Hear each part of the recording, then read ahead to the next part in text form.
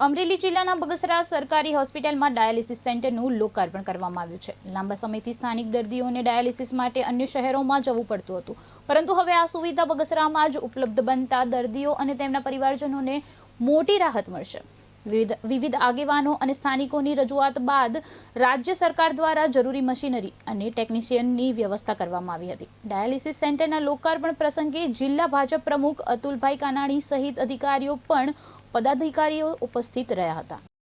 પરંતુ ડાયાલિસિસ સેન્ટરનું ચાલુ થવામાં થોડોક વિલંબ થયો, કોઈને કોઈ કારણસર નવા યુનિટની ફાળવણીમાં થોડોક સમય લાગ્યો છે। પરંતુ આજે બગસરા હોસ્પિટલને 2 યુનિટ ડાયાલિસિસના સરકાર તરફથી પ્રાપ્ત થયા છે। ત્યારે હું ગુજરાત સરકારના આરોગ્ય મંત્રીશ્રી સાથે સાથે મુખ્યમંત્રી શ્રી ભૂપેન્દ્રભાઈ પટેલ સાહેબ, આપણા સ્થાનિક સાંસદ શ્રી ભરતભાઈ સુતરિયા, ઉર્જા મંત્રી કૌશિકભાઈ વેકરિયા અને ધારાસભ્ય શ્રી જયભાઈ કાકડિયા સહિત સર્વે પદાધિકારીઓનો સંગઠનના વડા તરીકે હું આભાર વ્યક્ત કરું છું। બગસરાની જનતા માટે સુવિધા માટે ખૂબ સારી આરોગ્ય સુવિધા બગસરાની જનતાને પ્રાપ્ત થશે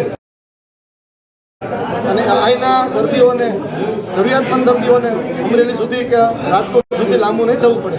એમની જગ્યાએ એનું ડાયાલિસિસ બગસરા સરકારી હોસ્પિટલમાં થશે।